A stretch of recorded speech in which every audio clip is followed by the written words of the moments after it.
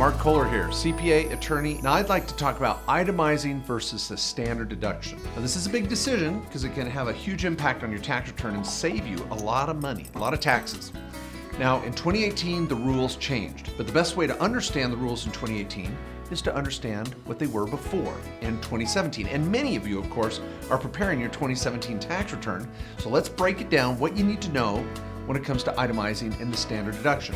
Now, of course, the general plan here is you want to add up all your itemizing and see if it exceeds the standard deduction. Now, in 2017, the standard deduction was a lot less, around $6,000 single and about $12,000 married. That's been doubled for 2018. That's the standard. So you want to add up all your itemized and see if it exceeds that. And of course, you want to take the higher number. So let's go through the itemized deduction list. Now, there's 5 main pieces to itemizing. Number 1 is medical expenses.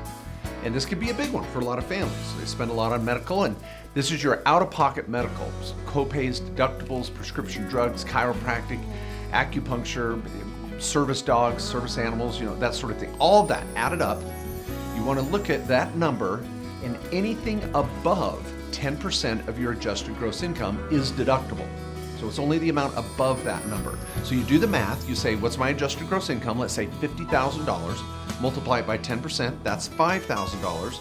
And then anything above that would be deductible. So if you had $6,000 in medical, you'd get to deduct $1,000. That's the first figure in your itemized deductions. Number 2 is mortgage interest. Now this was a phenomenal write-off for many, many years. It's changed dramatically. You're going to want to watch the video on mortgage interest. But in 2017, still a pretty darn good write-off. Now what you're going to do is take all of your interest on up to $1 million worth of mortgages on a qualified residence. And you get to deduct the mortgage interest on a HELOC or a second mortgage up to $100,000 worth of that mortgage, whatever the interest is on that amount. So you add that up, and that's your mortgage interest figure for, let's say, 2017. Third, charitable donations. This is a nice one. You want to put this in the list. You're going to add up, again, these 5 numbers, number 3 being charity. And this includes up to $500 of just clothing items that you might leave at Goodwill or Salvation Army. Get a little receipt as you drive through and drop off your items. And that's going to be $500 plus, all those things you might make a donation for your church or whatever. Keep the receipts. That's your charitable figure. Number 4 is SALT, state and local taxes. This is a big one. There was no limit in 2017. So any property taxes you paid, state income taxes, local taxes, add all that up, and that's line number 4. Finally, number 5, miscellaneous deductions. Now, this is kind of a grab bag. There's a variety of items in it, like unreimbursed employee expenses, tax preparation fees, investment expenses. You're going to add up all those items, and they go into this miscellaneous column. Now, you can only deduct those items over and above 2% of your AGI. So if you made $100,000, you'd take 2%, which is $2,000, and that's the floor, and then anything above that would be deductible. So if you had $3,000 of miscellaneous, then you get to deduct $1,000 because that's the amount over the 2.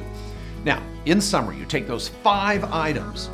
Again, we're going to go through it: medical, mortgage interest, charitable, the state and local, and the miscellaneous. You're going to add up those 5 items and see what the total is. If it's greater than your standard deduction, you're in the money. Take that, and it's going to save you taxes when you start to calculate your taxable income. Now, quickly, I want to tell you what the rules are for 2018.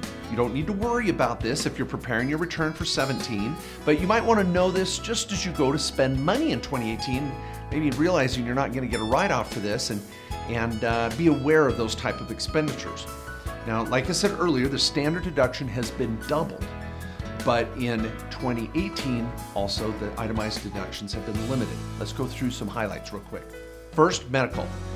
Pretty good thing here. The expenses for medical are now deductible above 7.5% of AGI, not 10%. So we get a little more of a window there. Charitable deductions, same, not a big deal there. But SALT, major problem, state and local income taxes. All of those taxes are added up and limited to a $10,000 maximum number.